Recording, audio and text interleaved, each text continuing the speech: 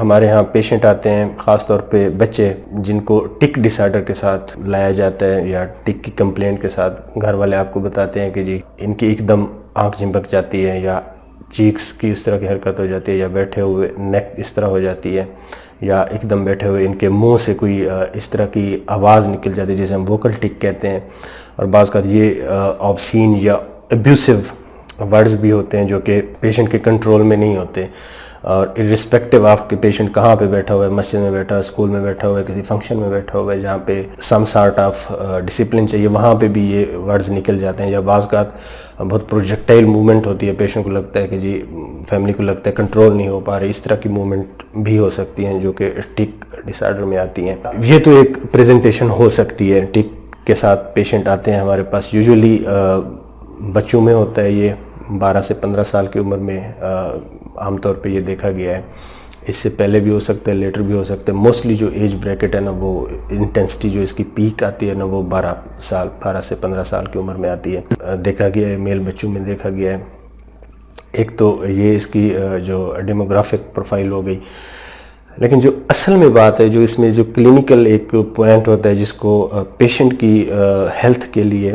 اور پیشنٹ کی بینیفٹ کے لیے ہمیشہ کلینیشین کو ذہن میں رکھنا چاہیے، وہ اس ٹک ڈس آرڈر کی جو آنسٹ اور جو کورس ہوا ہے وہ دیکھیں۔ یہ بعض اوقات ہمارے پاس ایسے بچے بھی لائے جاتے ہیں جو کہ ٹک ڈس آرڈر کے ساتھ پریزنٹ کرتے ہیں، اور یہ بھی دیکھا گیا ہے کہ ڈاکٹر حضرات صرف ٹک ڈس آرڈر کی ٹریٹمنٹ جو کہ ریکمینڈڈ ہے اس کی گائیڈ لائن سے باقاعدہ اس کے حوالے سے ٹریٹمنٹ شروع کر دیتے ہیں، اور وہ وقت کے ساتھ ساتھ کچھ امپرومنٹ بھی آ جاتی ہے، لیکن اس کی کاسٹ بہت زیادہ ہوتی ہے۔ اگر ہم نے تھارولی ایویلویٹ نہیں کیا تو مریض کے لیے یہ ایک بہت خطرناک سچویشن بھی بن سکتی ہے۔ اس کو میں تھوڑی ایکسپلین کرنا چاہوں گا کیسے۔ وہ یہ ہے کہ جی جب بھی ٹک ڈس آرڈر آ جائیں، نو وی کلیئرلی نو کہ جی ٹک ڈس آرڈر کا جو آٹو امیون سسٹم کے ساتھ اور جو سرٹن انفیکشس پروسیس ہیں باڈی کے، ان کے ساتھ بڑا گہرا تعلق ہے۔ جب بھی کوئی ٹک کے ساتھ بچہ آپ کے ساتھ پریزنٹ کرے تو یہ بہت ہی ضروری ہے کہ جی آپ لانگیٹیوڈنلی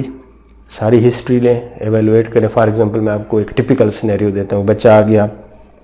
لیٹ سے کہ 12-13 سال کی عمر میں بچہ آ گیا ٹک کے ساتھ۔ جب آپ ہسٹری کیئرفلی ہسٹری لیتے ہیں تو آپ کو پتہ چلتا ہے کہ جی فیو منتھ یا 1 or 2 years ago he or she developed high grade fever۔ Us fever کے ساتھ سور تھروٹ ہوا، نیک میں گلٹیاں بننا شروع ہو گئیں جو کہ لیمفیڈینوپیتھی ہوتی ہے، جو کہ لمف نوڈ جو ہے نیک کی چین کے وہ بڑھ جاتے ہیں، سکن پیچز، سکن لیجن ہونا شروع ہو گئیں، جوائنٹ پین ہونا شروع ہوا تھا۔ یہ آپ کو ہسٹری دیتے ہیں فیملی والے۔ اس کے بعد somehow this fever subsidized with medication یا وداؤٹ میڈیکیشن، واٹ ایور جو بھی وہاں پہ ہوا، کیونکہ یہ کامن پریکٹس ہے کہ جب بھی فیور ہوتا ہے تو سم ہاؤ جنرل پریکٹس میں کوئی نہ کوئی اینٹی بائیوٹک بھی دی جاتی ہے، تو فیور عام طور پہ سبسائڈ ہو جاتا ہے۔ اب جب یہ کیفیت بنی اس کے بعد اب پیشنٹ نے پریزنٹ کیا ٹک کے ساتھ، یہ ایک تو ڈائریکٹ لینئر کوریلیشن ہمیں سمجھ آ رہی ہے کہ جی آٹو امیون پروسیس کے ساتھ ٹک، یہاں تک تو بات ٹھیک ہے، سمپل ہے ایک طرح سے، لیکن اس میں جو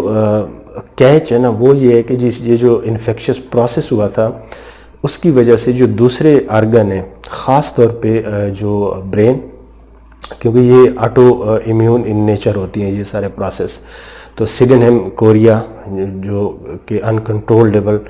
موومنٹ پیدا ہونا شروع ہو جاتی ہیں، یہ ایک بڑی سیریس النس ہے، اس کو رول آؤٹ کرنا لازمی ہے۔ اور سب سے اہم جو ریومیٹک ہارٹ ڈیزیز، کیونکہ یہ بہت اس کا انسیڈنس ہوتا ہے کہ جی اگر یہ اس طرح کا انفیکشن ہوا ہے سور تھروٹ کی وجہ سے، اس کے بعد ٹک ڈس آرڈر ڈیولپ ہوئے ہیں، اور اسی پروسیس کے اندر ایک اسپیکٹرم ہے چونکہ النس کا، اس میں جو ریومیٹک ہارٹ ڈیزیز ہے وہ بھی ڈیولپ ہو جاتی ہے، اس کو دیکھنا بہت ضروری ہے، کیونکہ اگر وہ ہم نے اگنور کر دی اور ہم نہیں دیکھ پائے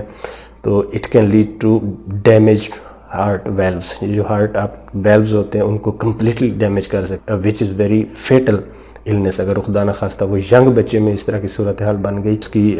کوئی تلافی نہیں ہے۔ تو لہٰذا بات یہ ہے کہ جب بھی ٹک کا پیشنٹ ہے، لانگیٹیوڈنلی